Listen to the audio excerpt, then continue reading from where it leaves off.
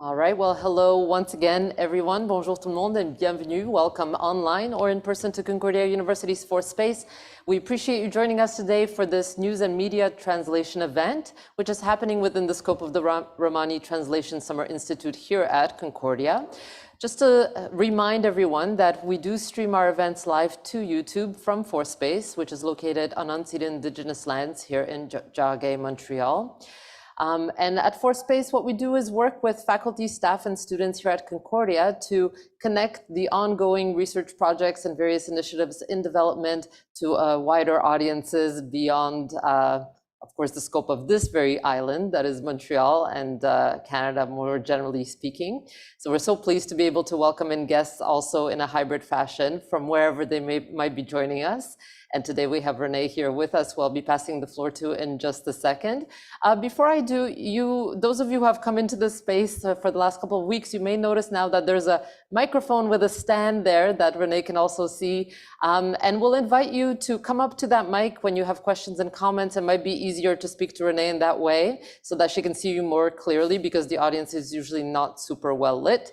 So that's really for you as a space to come up and speak to Renee during her presentation. And then afterwards, we'll carry on as you wish. Okay, that's it for me. Renee, I'll pass the floor to you. Welcome. Brilliant. Thank you so much. I want to thank the team for the invitation and the opportunity to speak. I'm just going to do the Zoom rituals of sharing my screen here. So hopefully that will come through. Just a moment here. Okay.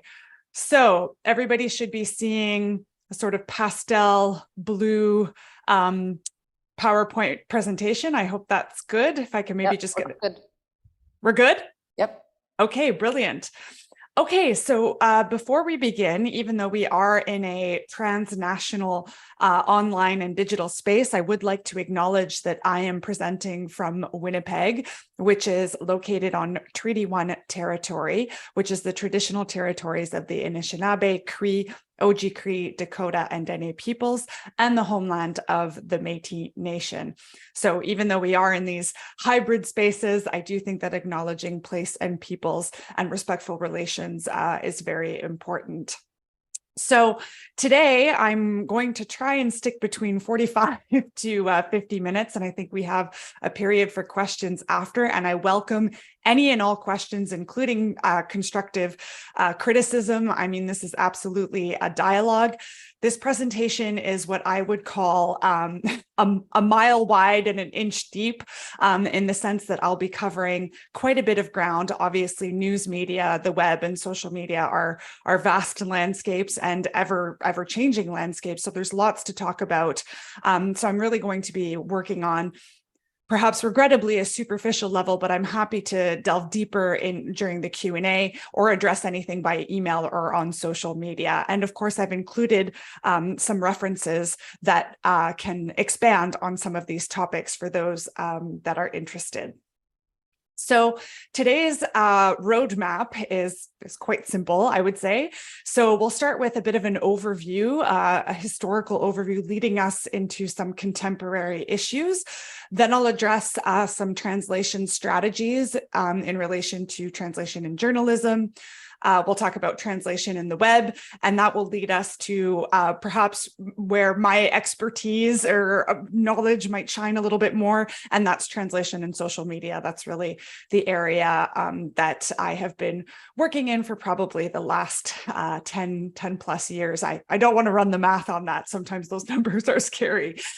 So anyways, yes, those are the four main parts of today's presentation. So we'll jump right in with an overview. Again, some historical points leading us into more contemporary issues. So the role of translation and interlinguistic transformations has not always been acknowledged in journalism and in communications research. I think that's slowly changing, particularly in Canada, given the Official Languages Act and other sort of bilingual and multilingual policies that encourage multilingualism. But certainly historically, this has not always been the case. And of course, translation and interlinguistic transformation or multilingual communication, there's different terminology that we can use, is also omnipresent in contemporary news ecosystems. So this is a bit of a Eurocentric historical overview. I acknowledge that.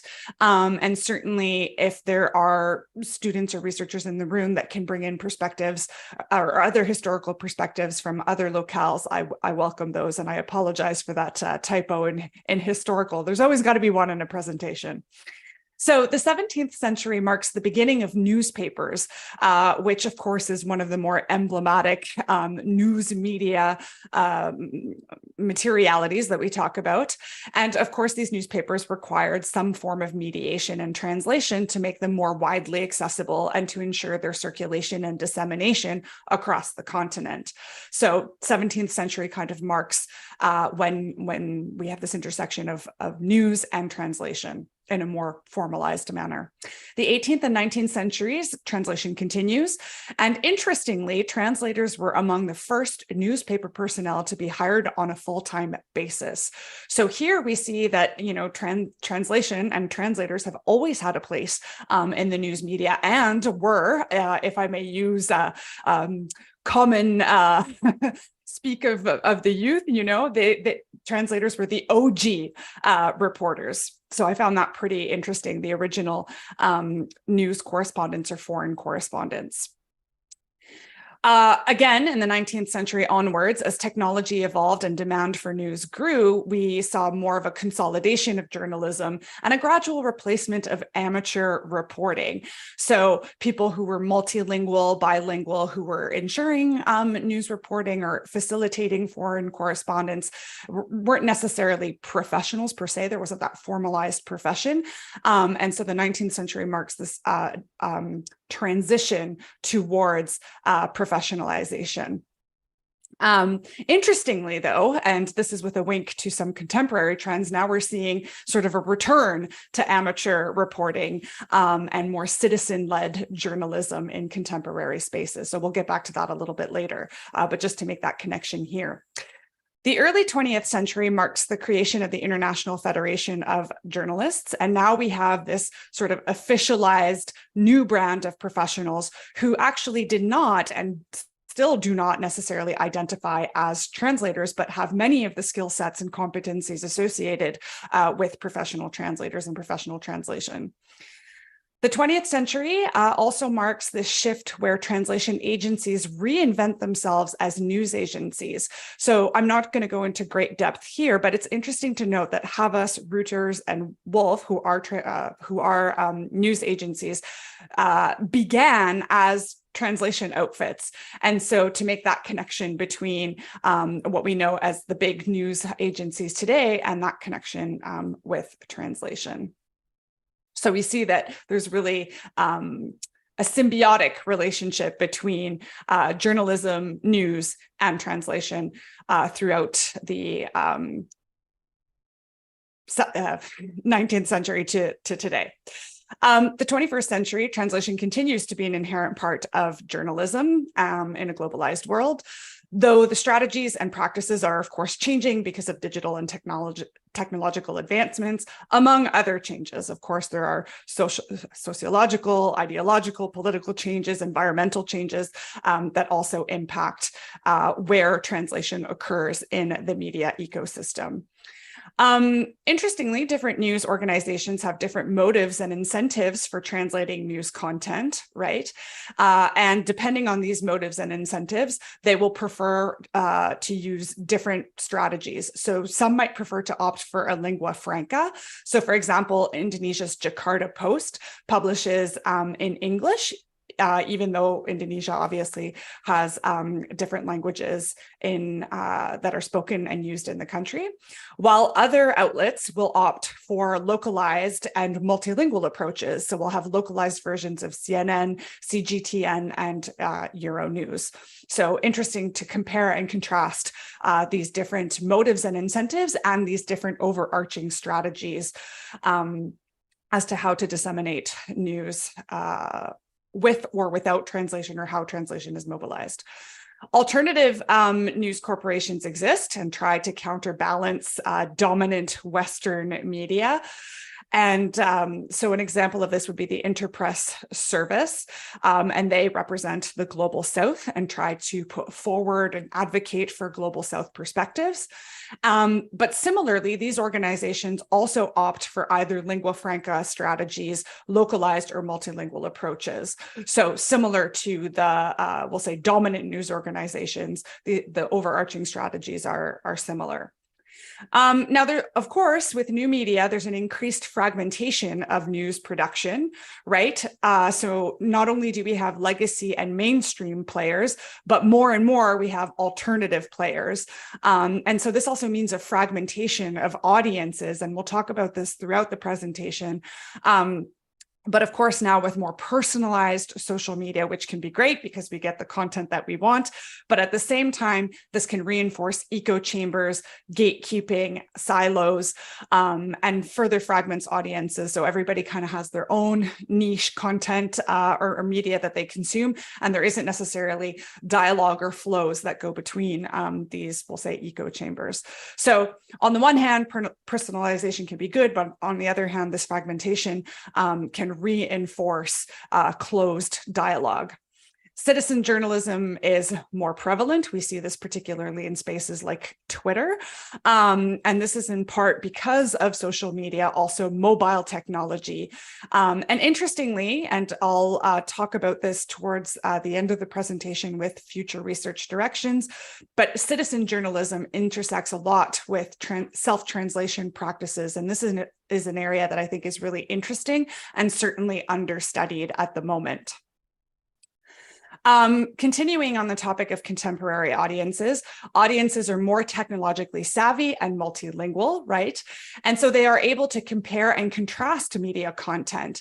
And so this means that audiences are engaging with news content and media content in ways that they didn't necessarily, or that they weren't able to previously. So audiences will note things like media manipulation. They will note mistranslation. Sometimes they are actual translation errors, but other times, this can just be a subjective assessment of translation quality. Of course, user engagement metrics also demonstrate how audiences are engaging with content. And as I was saying previously, audiences are also more fragmented. So again, this idea of silos, echo chambers, and content personalization, which can have both advantages and disadvantages, just depending on how we look at that. Interestingly, we talk about translation invisibility in the news, but I would like to underscore that when we include social media posts that have been produced in one language, so we can think of a tweet in English that's included in a French language report, or any language combination you would like, when we include this content, these social media posts can be either translated literally, paraphrased, or not translated at all, but they point to the fact that we are in these multilingual spaces and that news content is being produced multilingually and that translation is part of that equation. So the inclusion of social media posts in other languages can make the translation process, or the need for translation, more visible. As the media ecosystem continues to adapt to changes of all kinds, changes in translation needs and strategies will also adapt or change accordingly. So I'm not going to talk about the arrival of ChatGPT and GPT-4 too significantly here, just because of scope and time, but certainly artificial intelligence is also changing the game. So artificial intelligence producing news content, translating news content, what does this mean for translators? What does this mean for the production of content, the interpretation of content, as well as things like misinformation, disinformation, and propaganda.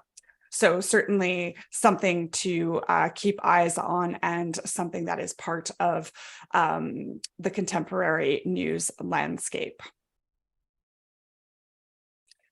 Okay, so that was, like I said, a very, a sprint right into a historical and contemporary overview. So now we'll talk about translation and journalism, specifically some processes and strategies with an eye to professional practice. This will be very brief, but again, I thought it was important to include something that connected translation and journalism with an eye to perhaps more practical and professional translation.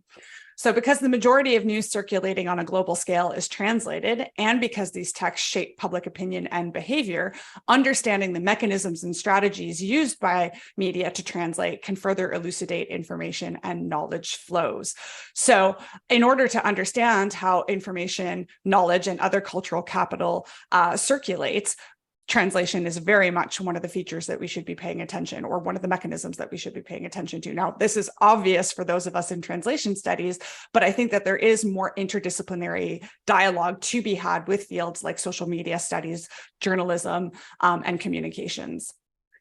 Understanding which news is translated, why and how, as well as the effects of these types of translation is also important. So this helps us better understand the news ecosystem on international, national, and local levels, but also, particularly in online and digital spaces, transnationally. So according to Hernandez Guerrero, overarching news production processes fall into sort of 5 categories. Now, these aren't definitive and absolute, but they can give us some direction. So news is, of course, part gatekeeping. So what do we talk about? What do we report about? What stories are shared and how? Which ones aren't? What is censored? What is not?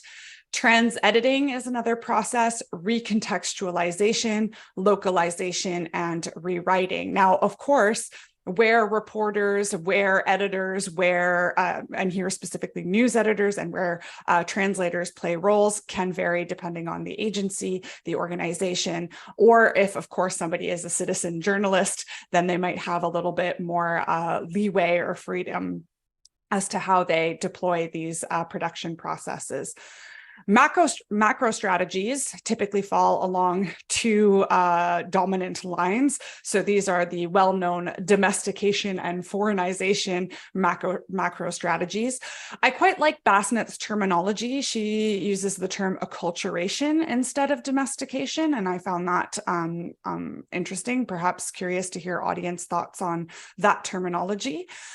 So usually, of course, if we think of a functionalist perspective, we want audiences to understand the news that they consume. So it makes sense that we would use a macro strategy that is more in line with domestication, acculturation, rather than foreignization. That being said, some media organizations, for instance, the Interpress that I was referring to earlier, that might want to underscore the global South or other underrepresented voices, foreignization can be a tool to call attention to cultural or linguistic specificity. So there might be instances where foreignization is not only a journalistic macro strategy, but also perhaps a political one, an ideological one. Micro strategies, unsurprisingly, follow the same that we would see in any type of translation, be it scientific translation, general translation, technical translation. So we have omissions, additions, restructuring, synthesis, recomposition, inclusion of explanatory content, etc. So nothing too out of the ordinary in terms of processes, macro strategies, and micro strategies, but it's interesting to note the overlap regardless of the type of translation.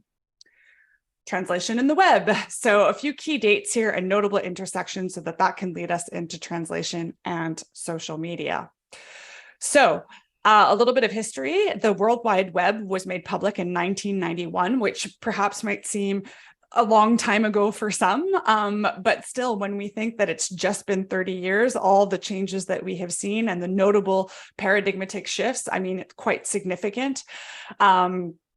So while web connectivity and online phenomena may seem universal and transnational, just because the web and now Wi-Fi is so ubiquitous, it's important to remember user specificities, right? So not every user interacts with the web in quite the same way, or social media for that matter.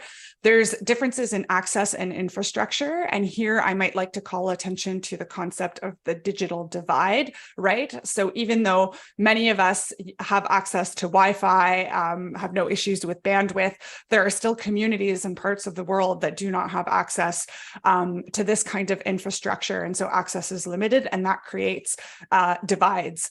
And I think we need to problematize that and think about that, because that also intersects with perhaps areas where more peripheral languages are spoken. Sorry. It's also important to note that software and hardware varies regionally, right? There are some countries that might use iProducts far more than Android, or vice versa. There's also local specificities, right, in how content is produced or censored, or how privacy laws and policies interact. So all of this creates unique experiences. So even though we might think of a degree of universality to web connectivity, it's still quite specific. There are three key phases to the web. Some might argue four, but I think there's quite a bit of debate around Web 4.0, so I don't want to jump into that too much. But generally, there is consensus around three key phases. So Web 1.0 being the one-way web. That was sort of the original web, where producers of content, it was a one-way directional flow of information. Web 2.0 really marks a period where users start to be able to engage. And this is what we call the read-write web. So a two-way web, where we not only have producers, institutions, organizations who are producing content, but also everyday average individual citizens who are contributing as well.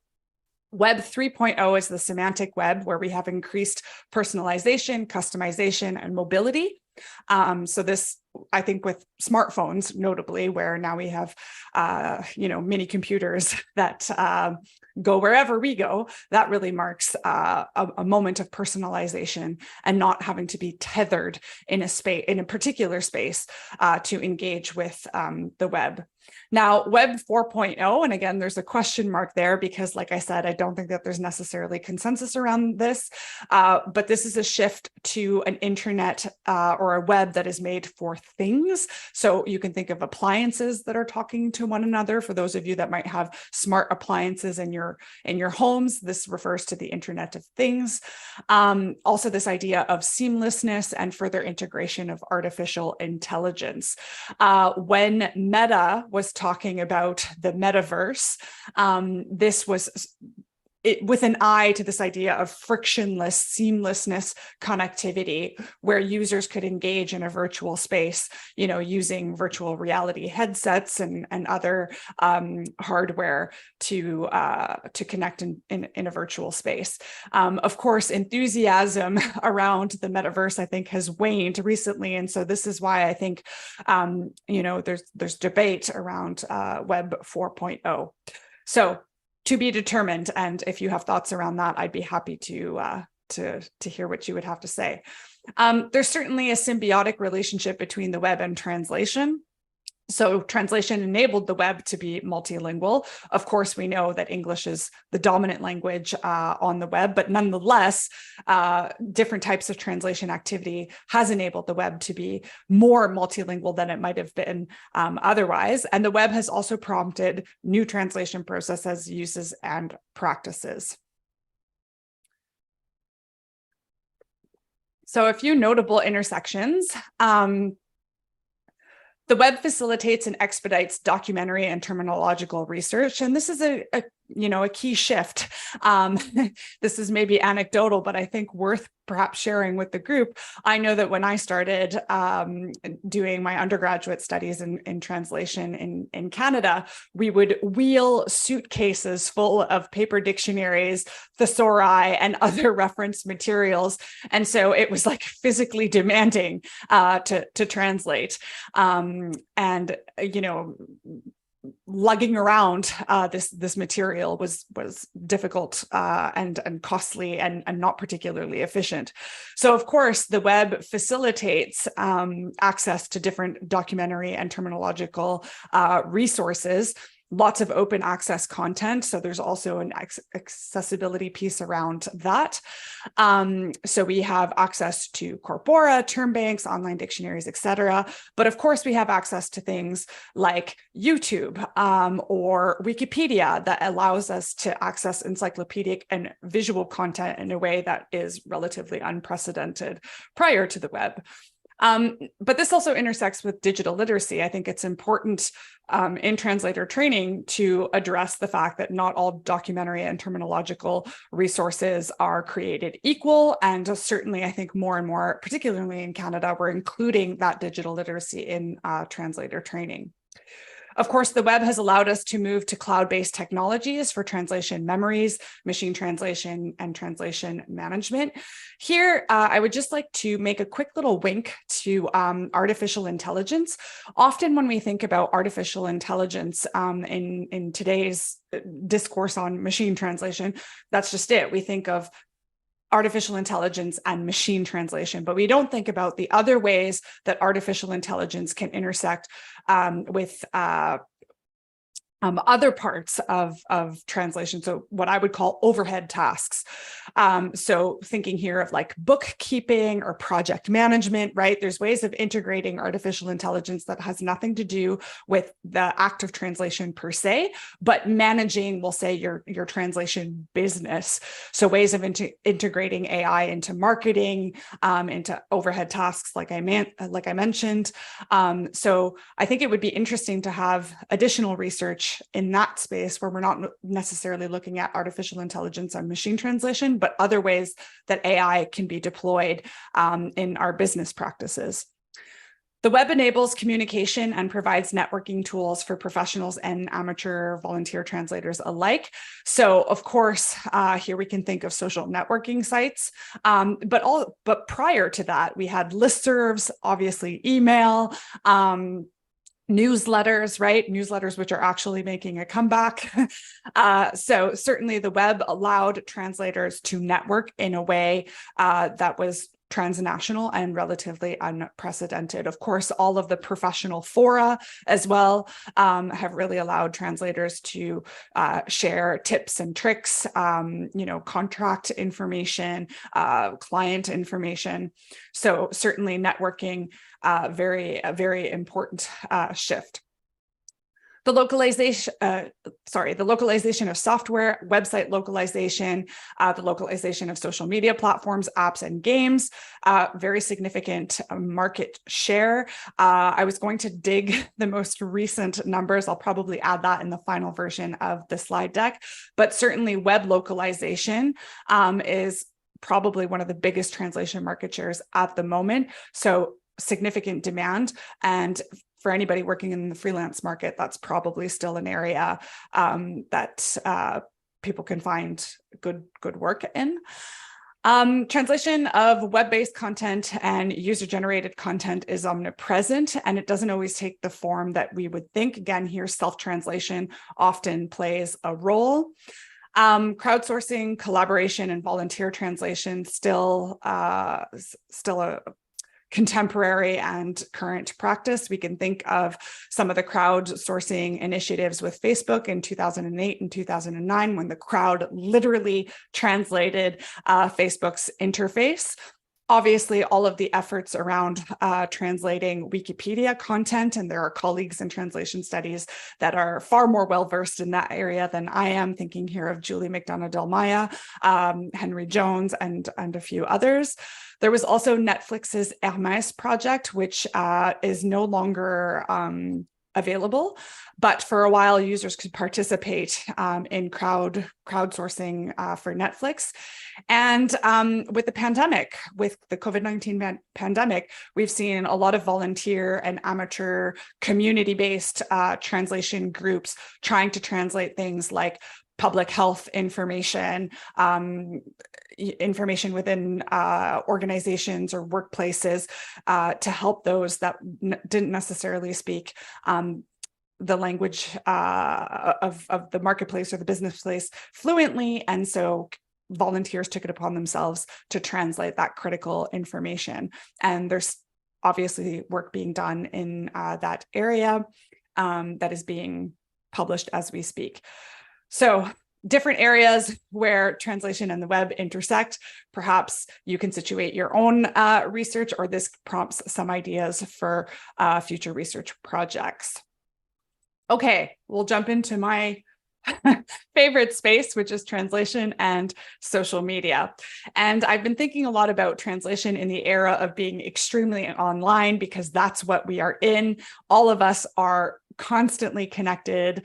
And so what does that mean? And looking or revisiting rather the concept of visibility, invisibility, and I'm adding here virality.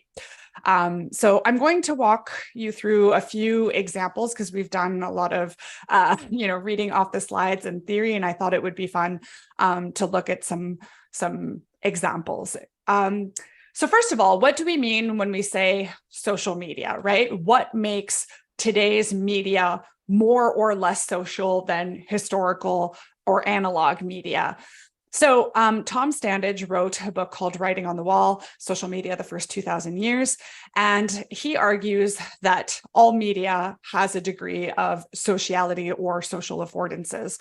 So if we think of things like television or like the telephone switchboard, papyrus, literal writing on the wall, or, cave paintings, all of this was social. Humans were trying to communicate with one another, right?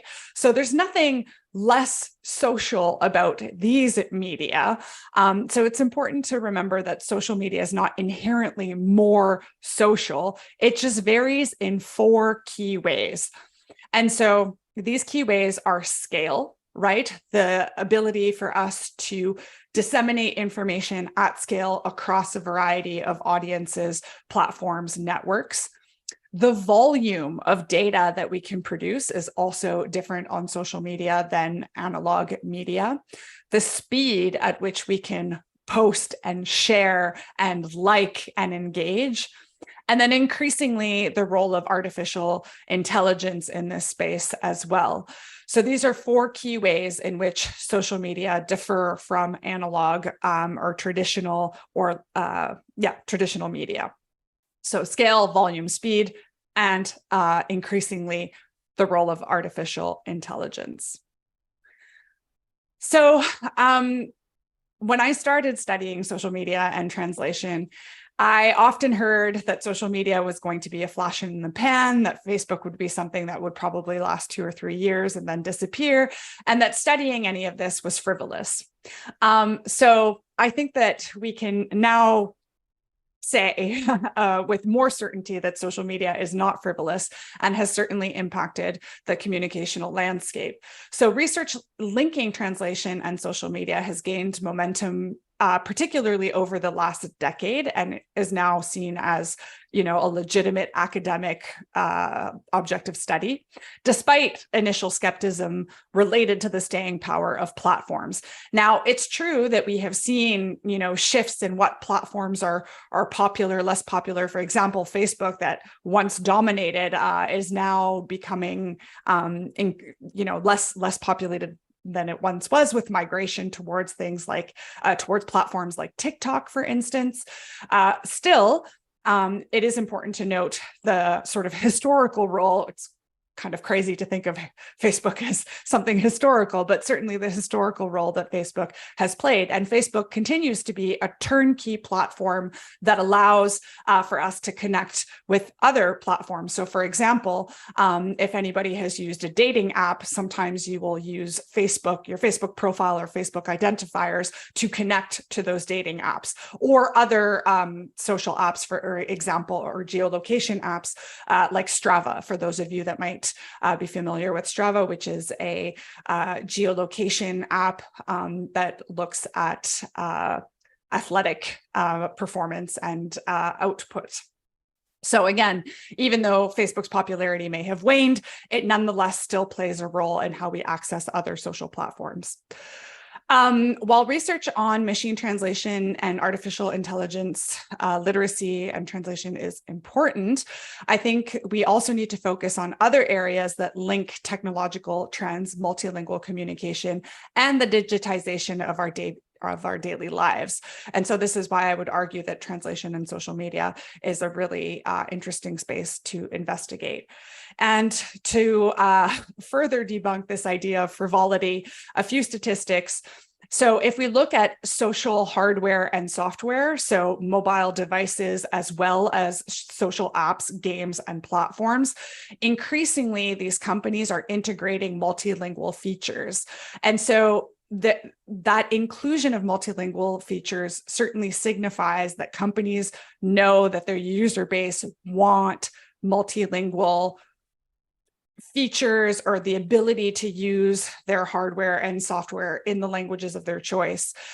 So an example of this would be with Apple's recent operating system, so iOS 16, which is for Apple products.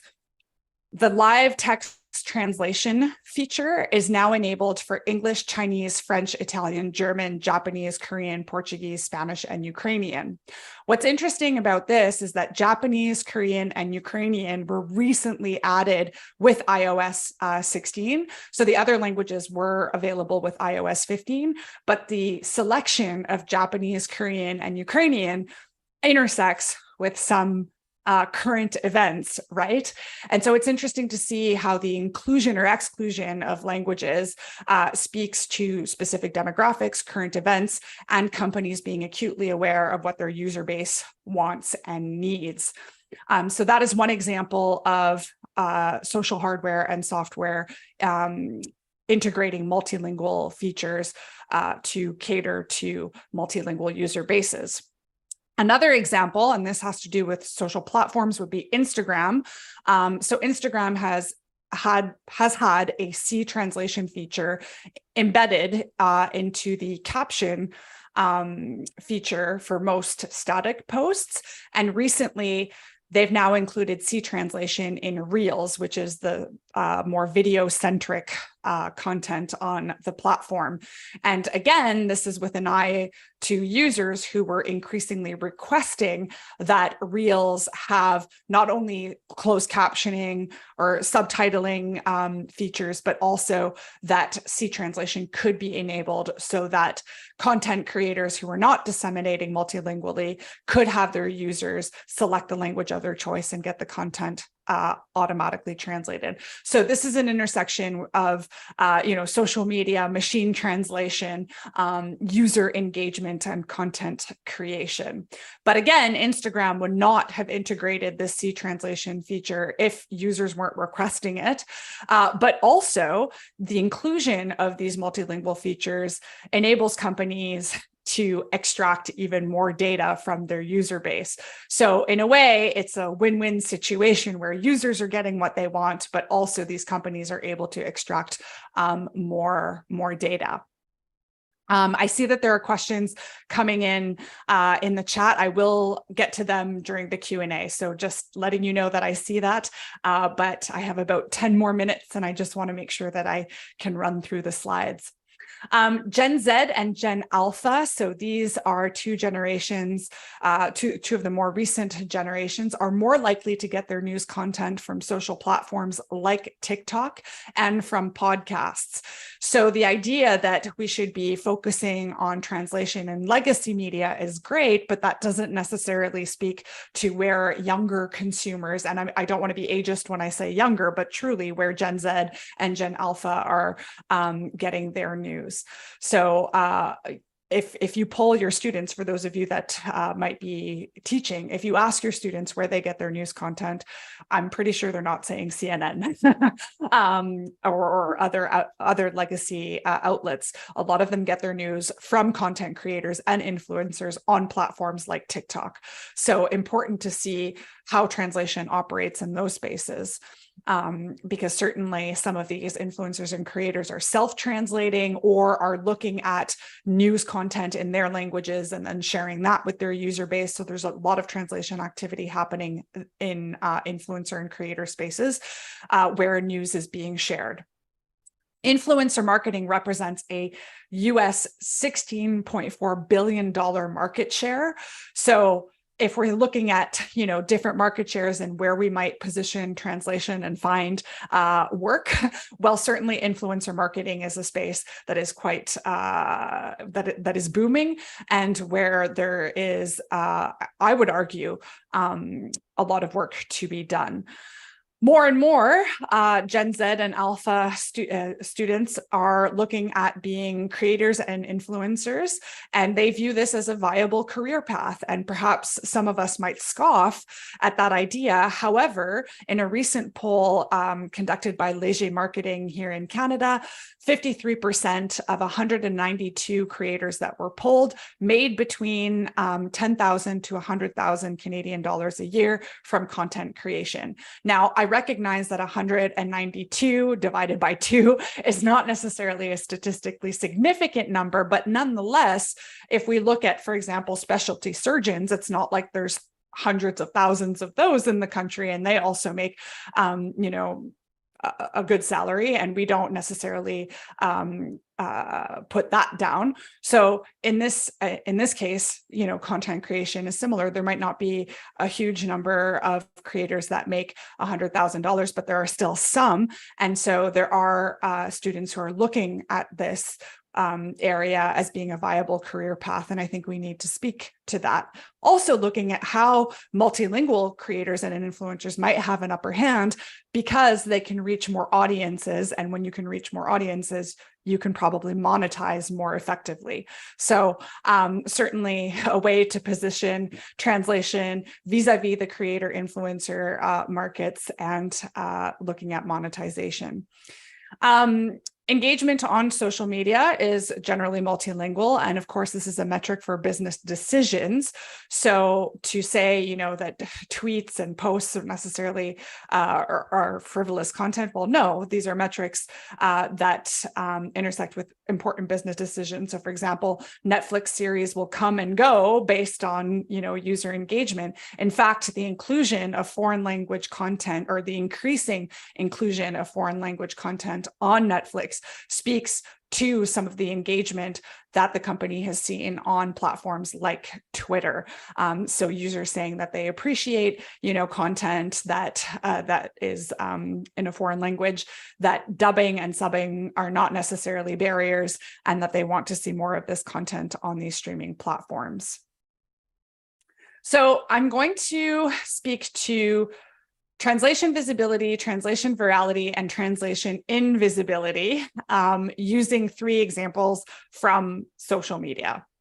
So the first one is visibility and how influencers and creators actually visibilize or make translation visible through their content.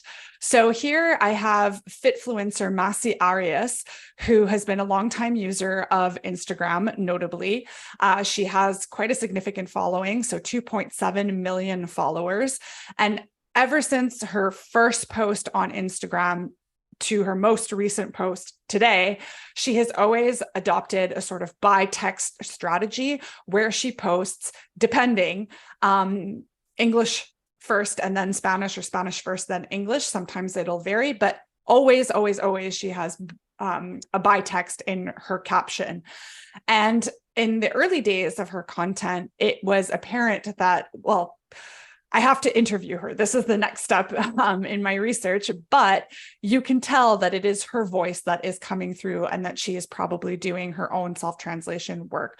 As her content evolves, it certainly becomes more polished. And so we see that there's probably some social media management or a manager that is taking over, perhaps a team that is doing some of the captioning and translation work.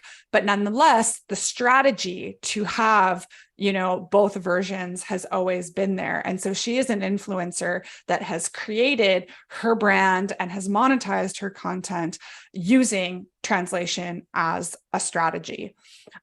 So here on the left-hand side of the screen, you'll see the two pictures, but in reality, the way that the post, this was just so that I could get the entire caption on one slide. But in reality, the way that it presents on Instagram is that you have the picture and then the caption, English first and then Spanish. So it's not two different posts, it's within the same post. Interestingly, I talked about the C translation feature earlier. So even though the C translation feature now enables users of any language to get we'll say English caption translated into their version, there are many influencers, including Massey, who have continued to publish to post in this by text format. So they want their users, presumably, to know, I am speaking to you in our language, whatever that language might be, and I'm not about to drop you and not produce content in that language that connects us. And so there's something about brand authenticity and brand infrastructure, architecture that relates to translation. So she's not the only influencer, of course, to use this strategy, but she is one of the ones that I have studied over the years and have really appreciated how her content has evolved and included different forms of translation. So, sorry, just to go back. So this is an example of translation being visible. So we often lament that translation is invisible, but I would argue that in the influencer and creator spaces, it's actually quite visible for multilingual or bilingual influencers and creators. I wanted to also provide an example of social media conversations in and around translation and virality. So what happens when translation goes viral thanks to influencers and creators? So Squid Game is a show that aired for the first time in September 2021. Perhaps some of you are familiar with it. It caused quite a stir. It was received to critical acclaim. It was Netflix's most watched series in 94 countries at the time it was released. And of course, it was released in a number of different language versions, and it had a closed caption version, subtitled version, and dubbed version. So that's for Squid Game. Youngmi Meyer is a podcaster, influencer, creator. She has a social media presence on TikTok and Instagram. You can see her little bio there at the bio, her two bios from each platform at the bottom of the slide. And so she is fluent in Korean and decided on September 30th to post a first TikTok lamenting how terrible the English version, the English supposedly subtitled version of Squid Game was. And so she gave a number of examples. I'm not going to play the video, but you can find it online, or the link is on the slide if you would like to watch it for yourself. But what I would like to signal here are the engagement metrics. So again, we often talk about translation, being a niche topic, something that doesn't really interest people or that is invisible in certain spaces.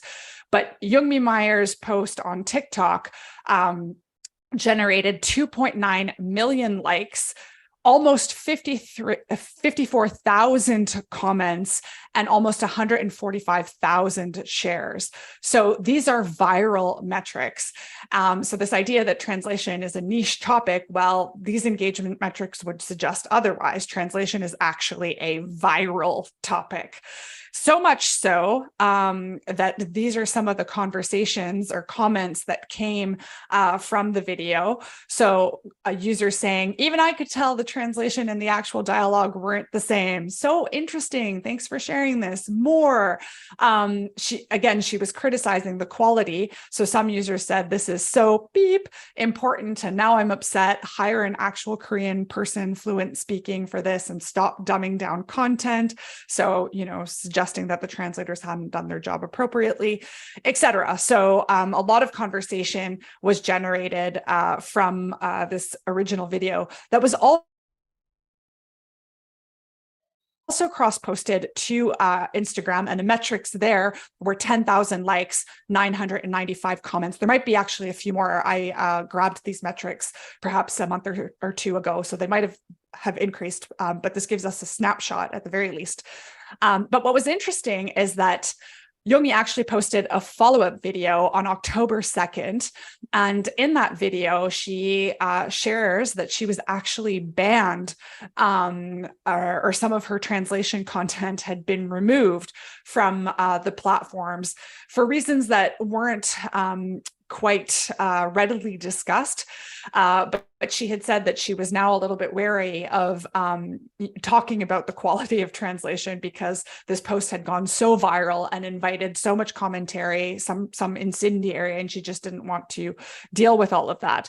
So an example of visibility kind of gone bad, where being so viral can create backlash for creators and influencers.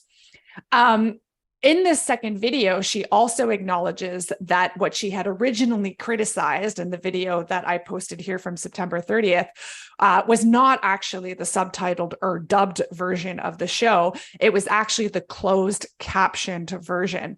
So this generated a whole other set of conversations in and around how users are selecting the appropriate translated version of their shows. Are they selecting the closed caption version? Do they know the difference between closed captioning and subtitling and dubbing?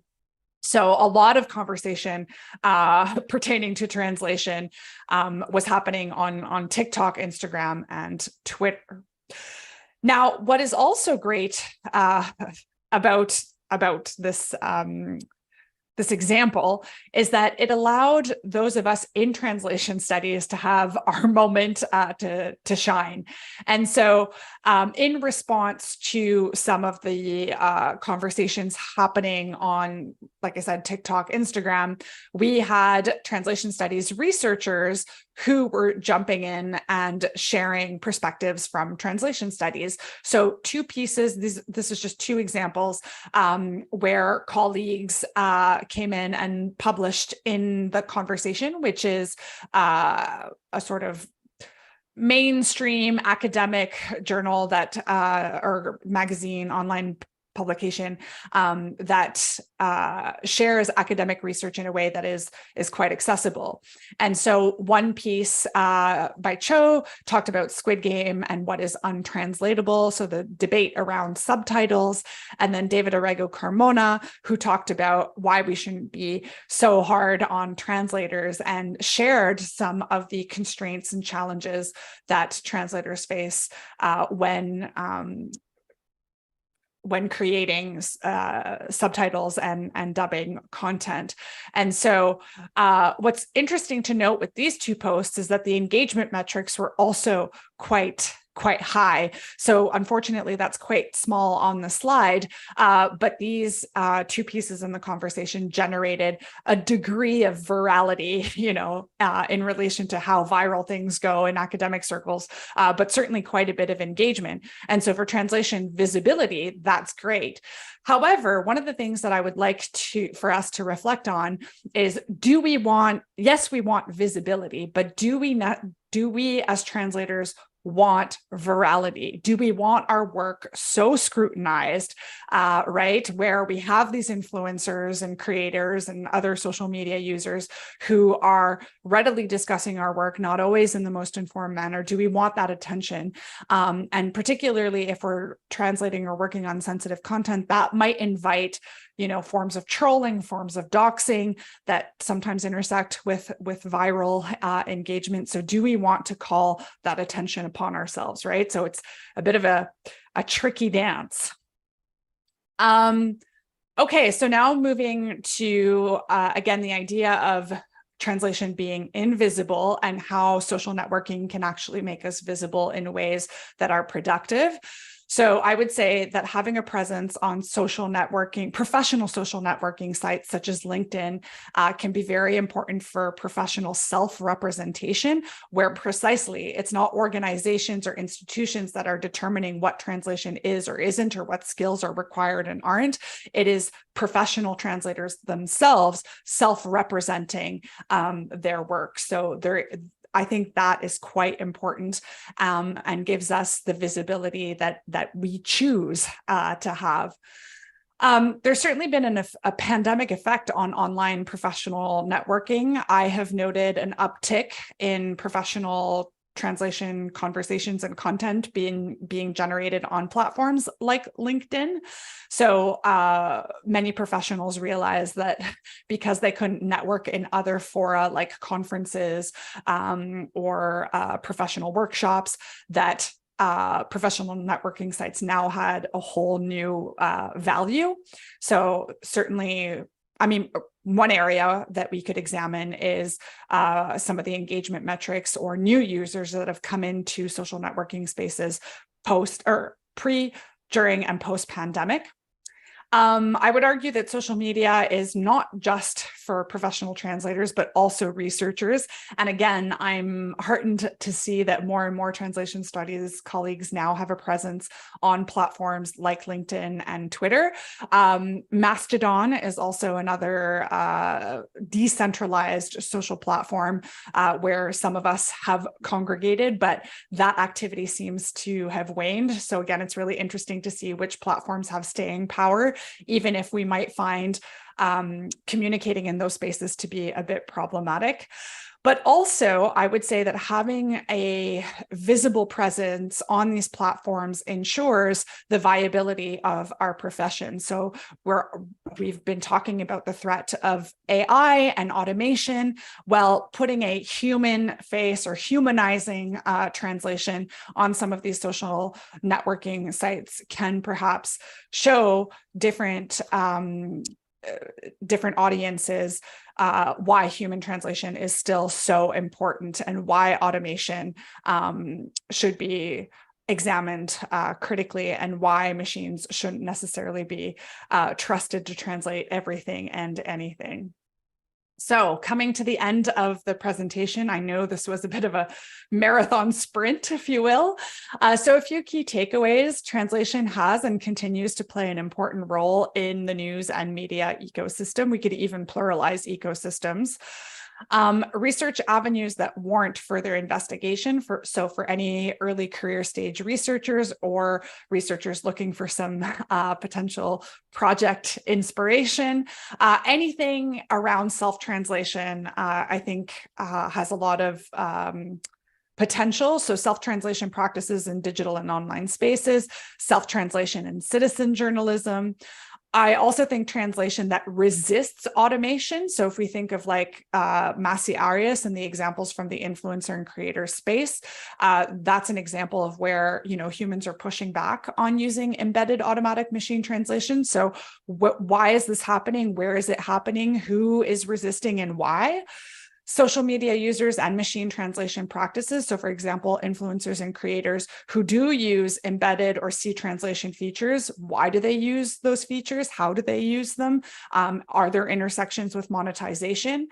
The evolution, so tracking the integration and development of different translation and multilingual features on social platforms or social hardware and software.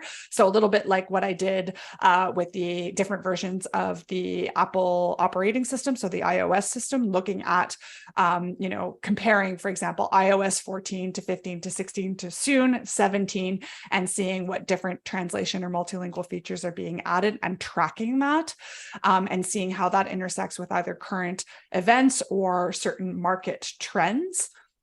For professionals, we've seen the relevance of having a social media presence, but also being aware that having a social media presence can come with certain consequences or unintended risks and challenges. So I have experienced trolling on social platforms, and I keep a pretty, professional and academic presence. So I can only imagine people who are sharing a little bit more, either professionally or personally. So I think we need to talk about that in translator training. Like, yes, it's important to have a presence on these networking sites, but also knowing how to protect ourselves and protect our data.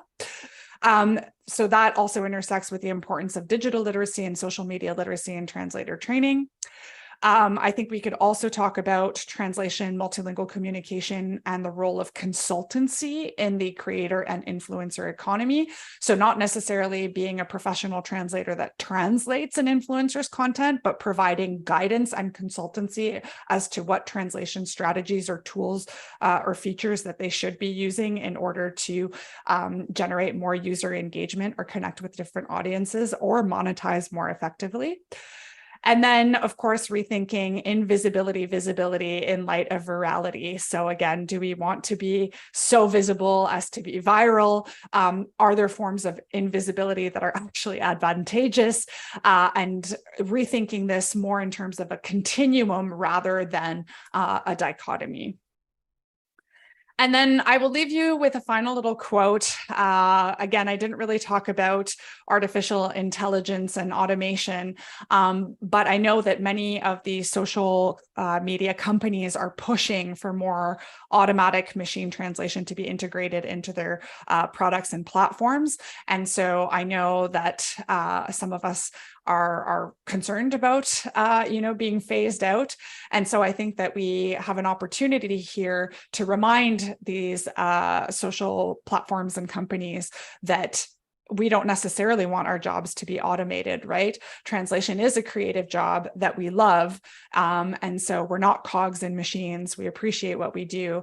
And so I quite like this quote from artist Steven Zapata. So this is a paraphrased quote from Stochastic Parrots Day, which was held on March 17th, which was a sort of workshop conference on automation and large language models and artificial intelligence. And so he said, do we really want to automate the parts of our creative jobs that we love? And to that, I say no. And so I think that's why we need to keep talking about human translation and the beauty of human translation, translation that resists automation on social platforms, because that gets the message out that translation is something that should not necessarily be automated. So with that, we are coming up on nearly an hour. Thank you so much for paying attention, for sticking with me through this, like I said, mile wide, inch deep presentation. Happy to address any parts that might have raised some questions or comments. I'll go back to the chat. If you want to connect on socials, I've provided some of my information. So my LinkedIn, my Twitter handle, and then of course, my email. And I hope that we can continue the conversation there. So I'll stop my sharing my screen, and then I'm happy to take questions. I think that there was something in the chat, so I will go there unless I'm told otherwise. Okay, so question, I don't know if I can take the question from the audience, or I can see the audience now, which is great. Hi, everyone. Yay, waving, that's great. Okay, so I guess I'll take the question in the chat if that's okay. So some community groups have been doing wiki edit-a-thons where certain wiki entries are the focal point for rewriting and editing by community organizers. Since there is so much misinformation about Roma on the web, it could be an important strategy for Romani translators and activists to look into various languages on wiki online platforms and make the necessary rectifications or corrections. Quotations included in the question. Wiki might be easier to accomplish this on, but how would organizers go about this on other platforms? So Wikipedia translation isn't necessarily my focus of research, but I do think that there are a number of activists that certainly look at Wikipedia as a space where they can do activist work precisely, you know, to rectify misinformation or to correct mistranslations, or even just to create content in languages that make, you know, certain information more accessible. But on social platforms like TikTok and Instagram, there are a number of creators that produce content that seeks to rectify either a mainstream narrative or an alternative narrative, depending on, you know, where somebody might be positioned, and take their role as influencer and creator as an activist one. So we definitely see that intersection of influencer, creator, and activist, and rectifying certain narratives. So yeah, I think it is important to look at where content can be produced in languages, or producing content in languages that are not necessarily represented in certain spaces, and to use social media presence as a way of sharing, rectifications or corrections, if that's what we want to call them. But then it's hard to reach specific audiences as well, right? So I don't know if that answers the question, or if the person who asked the question would like to expand. But yeah, I think Wikipedia is a great space for activist work, absolutely, and for translation, certainly.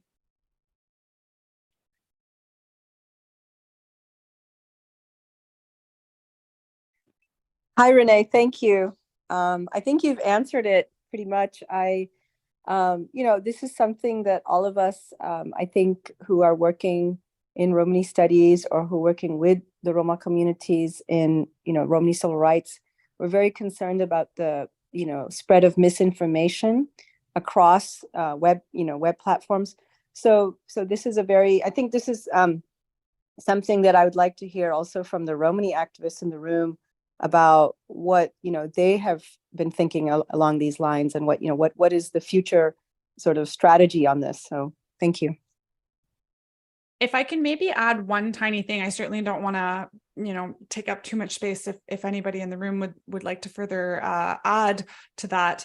But of course, the idea of being visible or anonymous, right? I think what can be kind of good about certain spaces is the ability to engage in a way that is anonymized, right? Because if you are an activist, you don't necessarily want to be identifiable for the reasons that I was talking about earlier, like trolling, doxing, and other threats that might be even more significant or consequential. So I think that a space like Wikipedia allows for a form of activism that I wouldn't say is passive, but that can be safer in a sense. Whereas, maybe having like a very visible presence where you might go viral, for example, like Youngmi Meyer, her work wasn't necessarily activist in nature, not intended to be activist, but nonetheless, she called a lot of attention upon herself and then got banned, right? And had to deal with a lot of incendiary comment from users. So I think when it comes to activist work, something that we want to think about is, okay, the potential for virality, for being identifiable. Do we want to be anonymous? What platforms allow us to, to protect ourselves? Or, what identifying information is being put out there. So those are things that I would also think about. And yeah, I think Wikipedia activism lends itself to configurations that might be in some ways safer, but I'd be curious to hear from Wikipedia experts. But yeah, I does anybody in the room have any thoughts?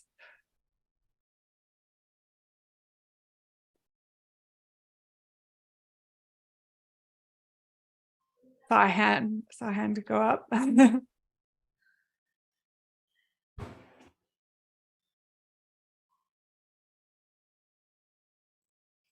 Hello, I'm Orhan Galius. Hello. And you challenged me, with questions about Wikipedia. So the Romani populations around the world, they use Wikipedia, but in the same time, we have discovered kind of truth and lies, who we are and so on. Actually, who is producing those news and translating in many languages around the world? So that's why sometime the Romani population, thanks to that they live around of the world, they use many languages. And of course, the sense of how to translate and what to translate is a major challenge for population. And I might say that Facebook especially is used to have conversation among families. They find kind of a freedom of expression through Facebook. But me as a journalist, I am not so sure that everything is true what's going on there. When sometime through Facebook, we know the Romani families, they are reporting actually what's happened, sometimes on terrible abuse of the Roma in many countries, and especially, for example, today in Ukraine, what's going on with Romani populations. So those news, we journalists, we do keep and we catch actually, and then we try to find the news. But one of the troubles is that sometimes some settings on the Facebook or other social media does not allow to find the core issue, how we can present, how we can write about it. Mm-hmm. And Romani language then gets in an important role to communicate. It is naturally that we Roma, when we talk to each other in Romani language or dialects, so the other person from other side could believe that the translation can be much more accurate, much more better, and so on. I think that like future plans, as much I see what Roma would like to have is, we would like to have, when I say we would like, that means a couple of journalists and social experts among Roma would like to have Google in Romani to find a perfect, very good programs that we can develop that in our languages and dialects. But as well, I think we have to find a rich Rom who has a lot of money or a significant amount of money that would try to make something what the others made. I have one formula that I will share now with you. I don't share these things usually, but thanks to that in this Summer Institute we have kind of a that we can express ourselves and see what we want using the language and translation. I suppose that around of the world, as I said, is about 20 million Roma. I have my radio program in Amsterdam. My radio is a member of Eurovision. And I think that if I'm going to have a person who will be 100% giving a freedom to my radio, I think I will have 10% of the population. That means 2 million listeners or viewers. Once we have got opportunity a few years ago when started these YouTube channels and so on, I organized a program which had for less than an hour 50,000 hints, thanks to the Romani language. And usually I do bilingual programs. Translation had a significant part in broadcasting. Sometimes I use 2 or 3 languages, but also my colleagues in Amsterdam who speaks few languages. So we make kind of multilingual broadcasting. For such type of broadcasting, many traditional radio journalists are against. They say this is not radio when you speak in many languages and so on. But I know the target group, Romani people, speak at least 3 languages at once. So translation is getting perfect tool, as a perfect tool to reach the target group and to make news. And in the end, there is a joke I would like to share with you. It was UFO arrived on the ground of the Earth. And from that machine went few beings in a green wearings. They thought it's from Mars. And those started to get into population. And one Gajo is non-Rom, a person asked, "Oh, from where are you?" I said, "Well, we are from Mars." And "Oh, you have this green ring with green diamond. Does everybody has in a Mars from your group?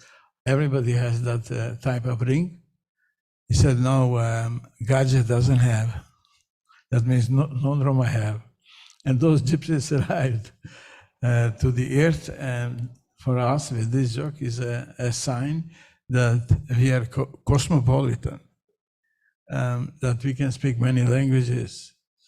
And one of historical movement among Roma were starting translating.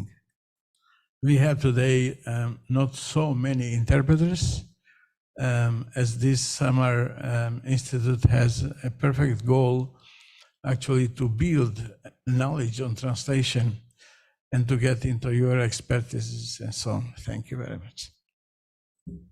Thank you. There's a lot in there that I could touch upon. Thank you for sharing all of that. I think one of the interesting pieces that I might touch upon briefly is you mentioned Facebook and what circulates on Facebook. And so it was interesting at the beginning when these platforms were coming, were coming onto the scene. The idea was that they were going to be, content neutral, and that they presented an alternative to, legacy media or mainstream media that had more gatekeeping mechanisms. Of course, we know that social platforms have their own kind of gatekeeping, right? What is perhaps more incendiary or problematic will get more traction than what is, perhaps happy, more, bland content, if you will. So sometimes that's why what we might say is the truth or stories that bring to light certain issues don't gain traction on the platform is just because, algorithmically there's gatekeeping as well on these social platforms. So how do we counter that? And I'm still looking into this, but content, depending on a user's language settings or preferences, content that is not necessarily in English won't have as much traction. So there's also that dimension as well. So there's different, the idea that these platforms are content neutral. I mean, that's been disproven, of course, but looking at these different kinds of gatekeeping mechanisms, I think is interesting. Another point would be, yes, exactly. Different linguistic communities have come to platforms like Facebook to create spaces of shared cultural and linguistic specificity. And so I think in this sense, social media has been really good. We often talk about some of the more deleterious effects of social media, but certainly creating communities of practice, linguistic and cultural communities. I think these platforms have been beneficial for that. In terms of, having Google in certain, peripheral languages, yeah, investment is definitely needed.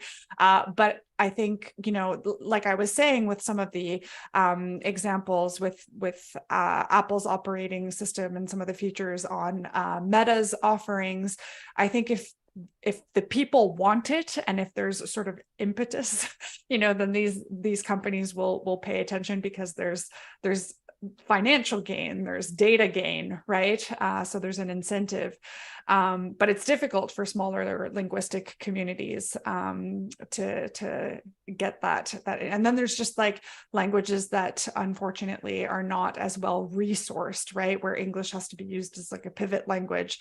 So certainly some complexity around that. But thank you for sharing a lot of those interesting points. I appreciate it. And I know that I certainly have a bit more work to do to understand, what's going on with the Roma community more specifically. And I'm grateful to Debbie for this invitation, because this has exposed me to different issues that I wasn't as familiar as I should have been. So this is really great. Thank you for sharing. Any other questions or comments? And thank you so much for, I know that was like a lot. I know it's intense days. Oh, hello. Hello there. Hi. Which way is the camera here? Oh, I see you perfectly. Hi. right, okay, great. Thank you very much for the presentation. It was pretty rushed and lots of information in there. It wasn't easy to take it in, but I'll definitely take the time to go through it again. I'm guessing it's on Moodle, right? The presentation, Debbie, I'm looking at you. Is it on Moodle as well, accessible for us? All right, great, amazing. So thank you very much one more time for sharing all that information. Romani language has been informal, non-institutional, and it hasn't been written either, right? It's also fragmented into lots of different variations, also called dialects. What I noticed is that over the last 10 years, probably 10 to 15 years, with the proliferation of social media, user-generated content in Romani language has also been on the rise, but mostly in video format. So spoken Romani is what you can find on social media, on all of the platforms, really. There's very little written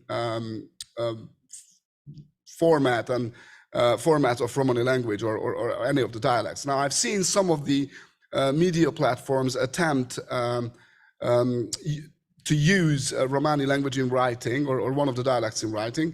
Unfortunately, these have not been successful anywhere, right? Which I found for several reasons, but the major reasons are probably that it has not been institutional, it's not being educated anywhere. You can only learn Romani language in most of the instances in the home environment, in the family environment.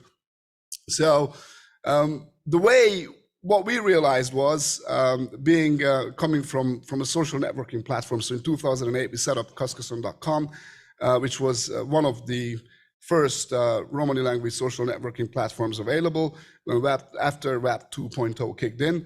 And we translated the website actually into several dialects, and we realized that only one of the dialects was used by the users online, because they were already used to using that particular dialect online.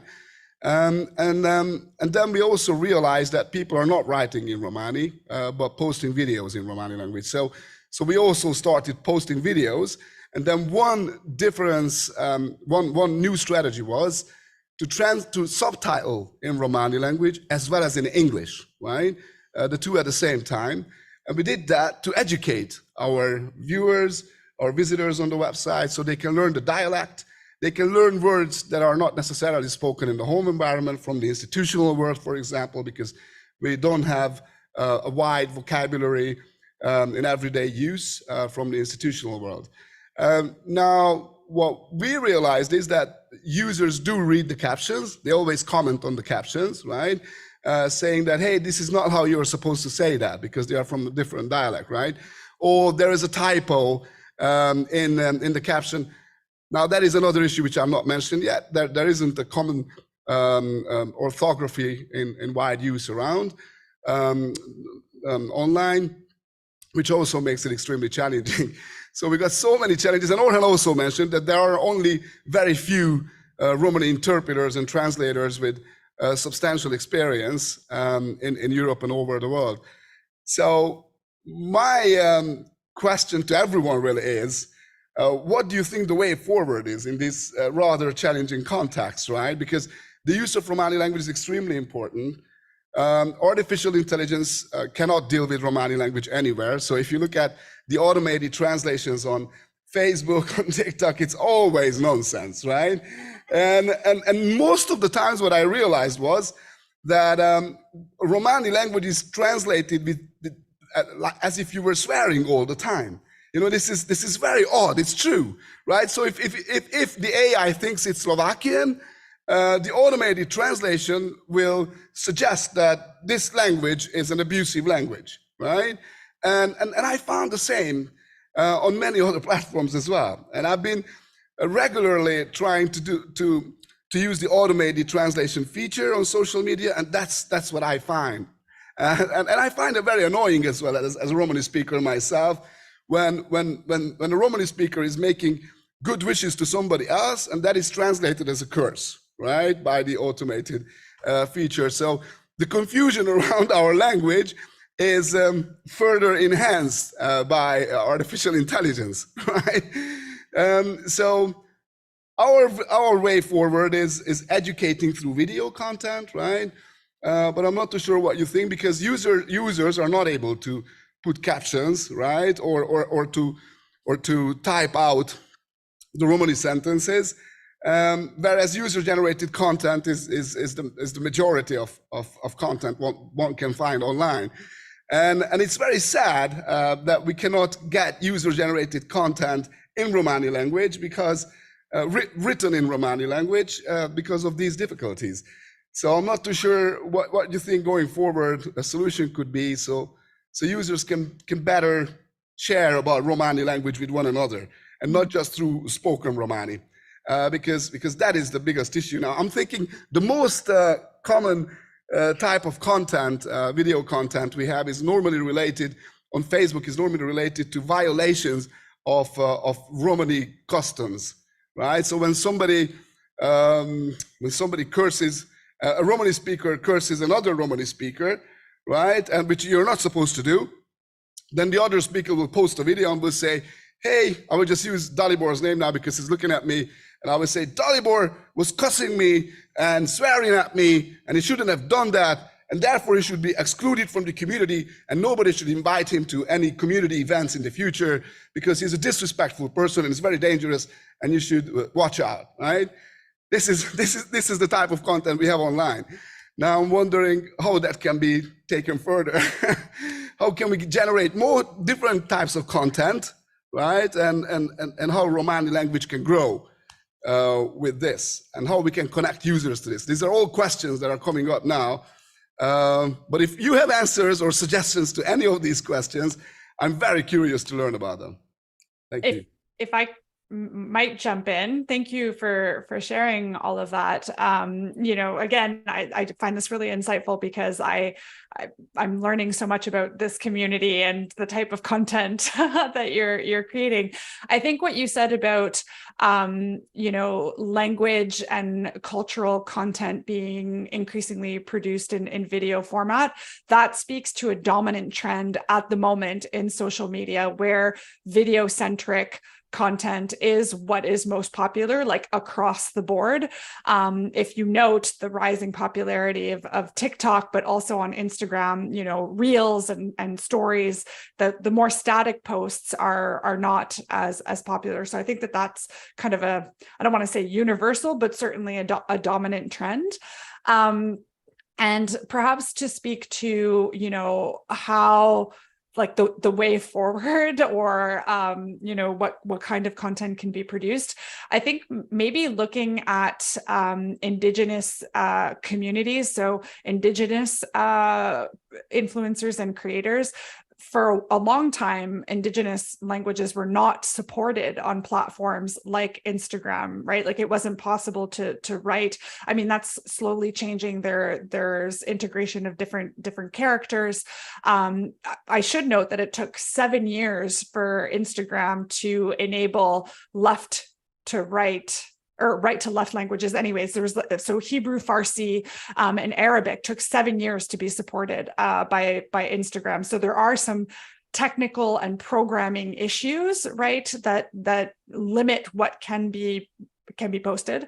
But going back to Indigenous creators, they have used video to do language lessons, to share about culture, not necessarily to call one another out and, say who belongs to the community, who doesn't, but more to share about culture and language and teach.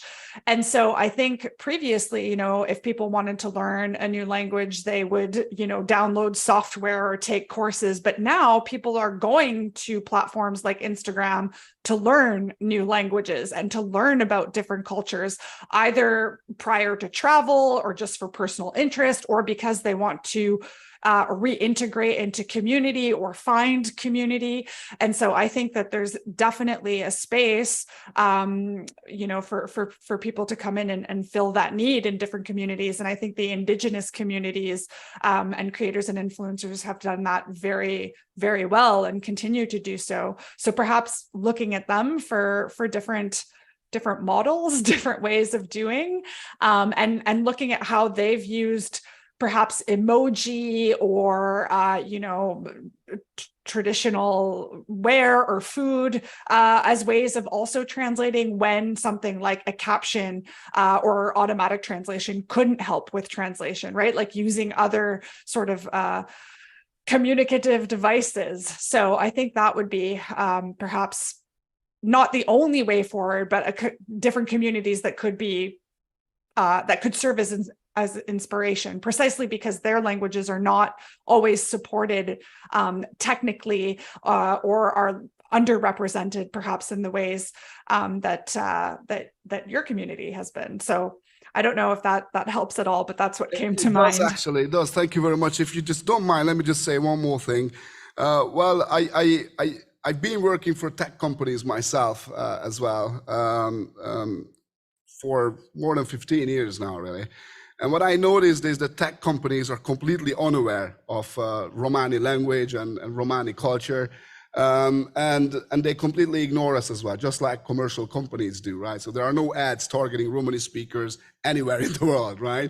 We are not considered as a target audience by any company or organization, whether it's public organization as well.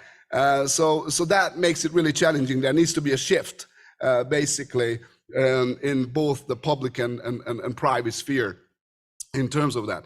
Now, to answer my question as well, one way we thought education may happen is looking at what the most popular content for Romani speakers is online. And what we figured through our social networking platform is singing videos and dancing videos, right? So that's what we started. That's where we started using some narration or a few sound bites gradually and introduce more and more captions. And we got to a stage, for example, now where we have several videos with 500,000 views, where people read the text, and we know that from the comments on TikTok. So for example, since March to date, we achieved millions of views. And then the number of comments as well under each of the videos with regards to the text that they can see in the caption has also increased. So maybe that's one way we are testing now, and it seems to be working. I just wanted to say that. And Dalibor would like to carry on here. Thank you so much. I also see that there's a question in the chat, but I'll take the live audience question because I can always loop back in the chat momentarily. Go ahead. Okay, thank you. Thank you very much. I will talk from my perspective, from journalistic perspective. I'm a journalist and editor-in-chief of one online portal. First of all, I need to say that there is so many people from Roma community which produce some content on Facebook about some political issues, about some cultural, about Roma language and etc. on the one side, but on other side we need to say that there is a catch-22 when we talk about social media, about first of all about Facebook. Facebook, I don't know, it was very easy to manage 5 or 6 years ago, but now Facebook and Instagram, because it's Meta. the same platform, it's very hard to manage without boosting, without sources, without money. And then we can follow his algorithm, because it's changing every day. Every day is changing. And I thought a couple years ago that I can manage with Facebook's produce some content on our media, and to put in on Facebook without or with $5, $10, $20 boosting, and I had a very okay reach. But today it's very hard to have a reach, even and with $20 or $30, because everything is, how to say, algorithmized. Yeah, am I right? But only one platform which is this algorithmized is TikTok. But TikTok, we need to know how to use TikTok, especially young generation. Yeah, but I saw that there is so many trainings, courses, how to make a funny content, how to make a content to make us so many followers.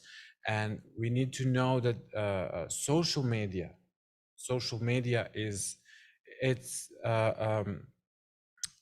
you need to dedicate to social media 100%. It's not, how to say, part-time job. We need a people who will work. I'm talking from media perspective. So journalists cannot manage social media. We need some people who will working just on social media 24 hours on the day, and to follow new trends, to follow new things. So my question actually is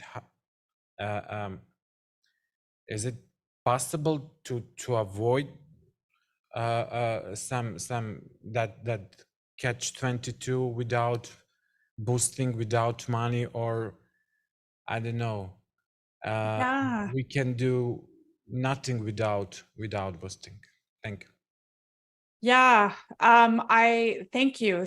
You raised some really interesting points about what it means to be extremely online, and this kind of intersects with the idea of frivolity. You know, for a while, people were opining that, you know, oh, to be on social media is not hard. You just create an account and you have to be. But in reality, now we see, like, especially with platforms like TikTok, you have to be aware of what is trending, you know, what the trends are. And these trends are so transient, like they come and go within hours. And so you really need somebody, like you were saying, like somebody full-time that is plugged in, tapped in, and understands these trends. And I would argue that, you know, younger generations really are like the groups that know about the trends. So I think that there's something to be said about more intergenerational dialogue and training, you know, like when I teach now, I mean, I remember thinking that I was hip and cool when I could talk about Facebook, but now I talk to my students and I realize that they're the ones that know so much more about TikTok, about Instagram. And so they teach me as much as I teach them, or at least that's sort of the relationship that I hope to foster. So I think, I mean, I don't know that this directly answers your question, but one thing I think we need to stop doing is to trivialize social media literacies and skills, like, you know, Generation Z and Generation Alpha, who understand how these trends function, can teach us, you know, how, or us older folks, you know, how to have a more consistent presence, or what we can do maybe to circumvent, you know, more significant financial investment.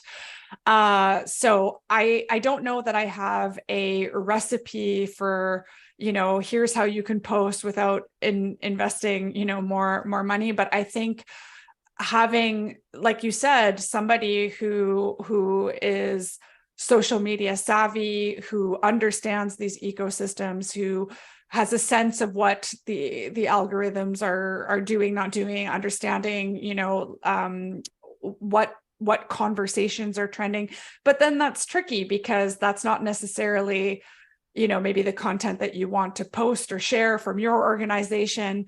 So we were talking about song and dance videos previously, and what we're seeing now is a lot of people who are not dancers and not singers who will sing and dance about just about everything so that they can get their content out there.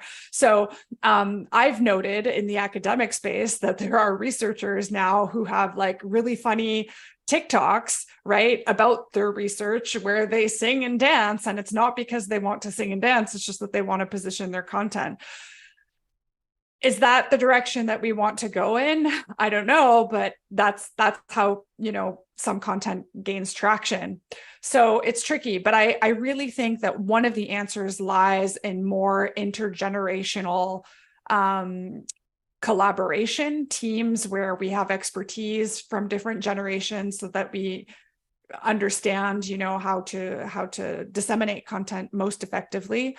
But I also think that there's something to be said about tech companies being more transparent about some of, you know, these algorithms, and to tell their users, you know, or to educate their users about how to reach, monetize, etc. So yeah, unfortunately, I mean, if I had an answer, I would probably be a millionaire, right? I'd have an amazing consultancy. So I think it is tricky, but I think more intergenerational collaboration is good. And then also using a multi-platform approach, right? What circulates on Facebook isn't necessarily what gains traction on TikTok, on Instagram. So leveraging all platforms can also be a strategy. I want to quickly loop back to a question in the chat, and then maybe I think we'll be coming up on time. But from Punita, I hope I'm pronouncing that correctly. Thank you very much for your kind words. The question is, with many online users depending on automatic translators, or I'm assuming automatic machine translation, there's quite a risk of misinterpretation. And I'm wondering about reverse translation as a means to verify content and intent.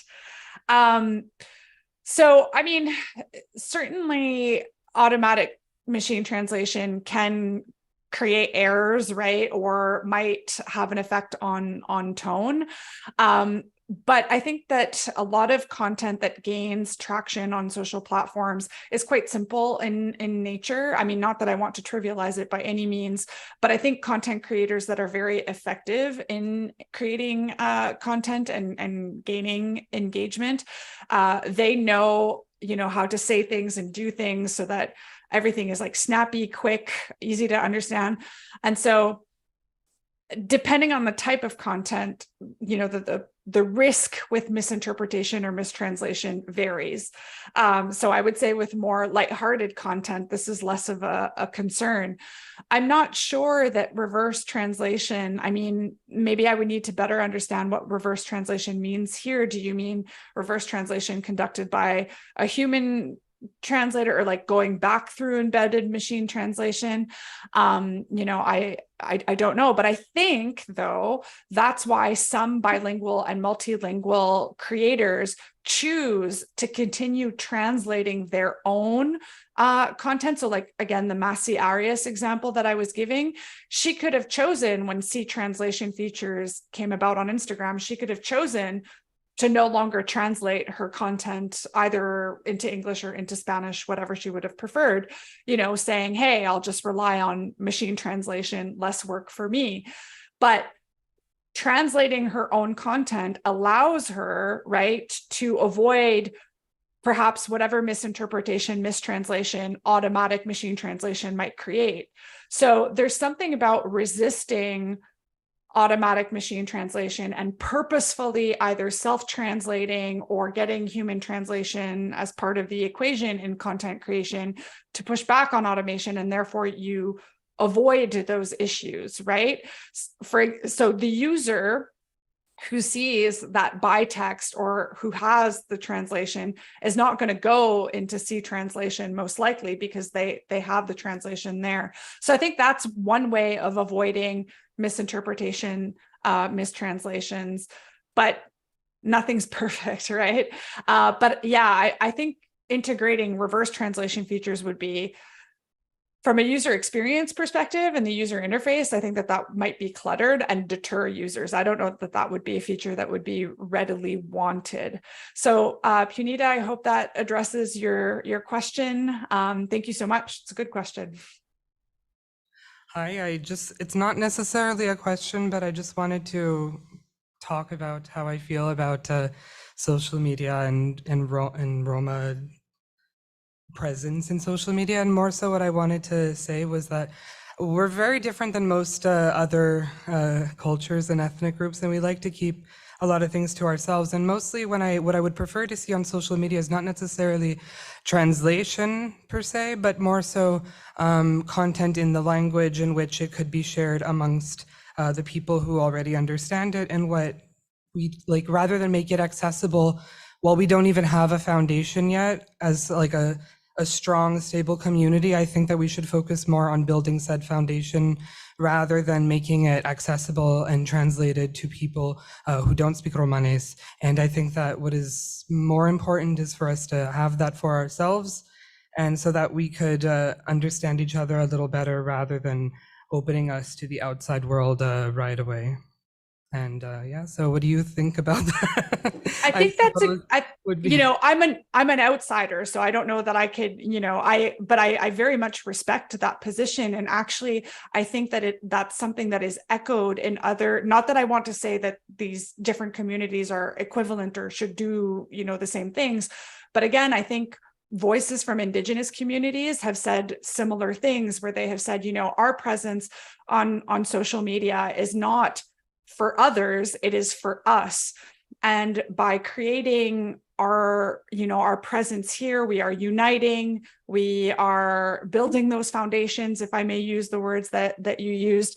I mean, inevitably, because these places are open, and because viability of content also depends on reach and engagement, certainly outsiders will participate in one way, shape, or form. But I think there are communities that don't really care about that's just it. It's for them and others. So I think that's a perfectly, not that you need my validation by any means, but I think that makes perfect sense to me, to create that sense of community and belonging, to establish, what works for that community. And then from there, determine what directions. But I think, I think that's something that's echoed in other communities that have used social media to, for lack of a better way of explaining this, to find themselves, to create that sense of belongingness, outside of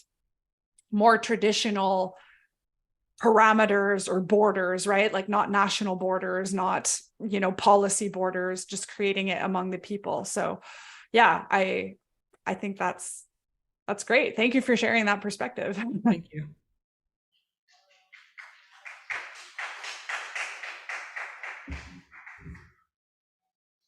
Hello. I have a quick question relating to communication studies and Marshall McLuhan's Global Village.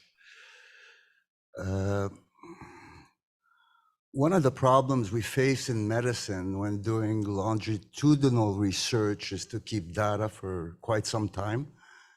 But to acquire information, you have to generate questionnaires online, and dealing with our communities here, it is quite difficult, even dealing with locals which are educated, as we have learned from generating medical questionnaire and discovering we're dealing with analphabet people which can't read, even in French and English.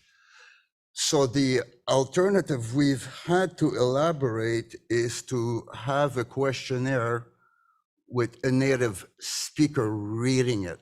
So you click on the speaker and you get the question. I'm not sure how that fits in with McLuhan's Global Village, but one thing we learned from the Global Village is that we are the product being consumed online because we are creating the content that is generating profit for the tech companies and the influencers, which basic attitude is their money is in your pocket. Thank you. Yeah, thank you for sharing that. So a couple of things there. Yeah, certainly there any data that we share on these platforms, right, serves for profit, right? And so we can have very benevolent intentions of community building and language representation and translation and accessibility, but ultimately all of that language and cultural data, right, is extracted. And I think I mentioned that in the presentation, right? So there's always a commercial incentive with these platforms, right? So yeah, I can appreciate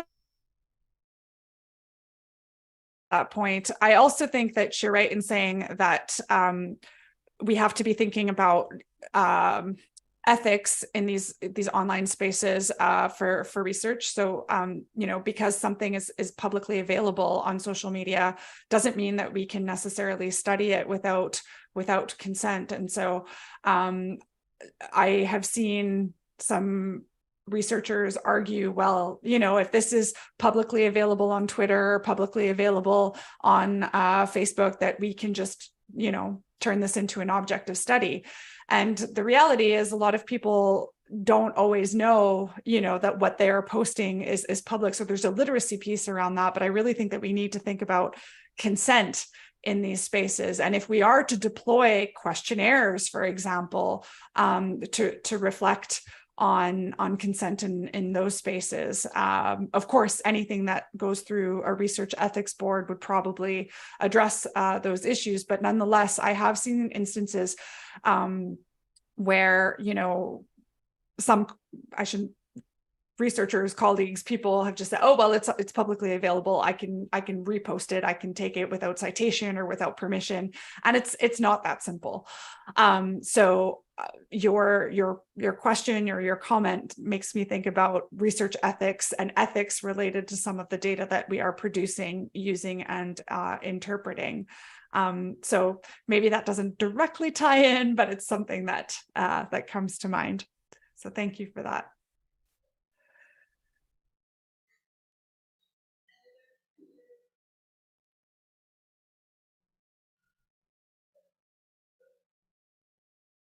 So everybody's like, it's time for coffee. I mean, thank you everyone for these really insightful comments and questions. I appreciate it. Again, I feel like I love instances where, you know, the dialogue allows me to learn. I feel like I'm learning more than perhaps people in the audience are.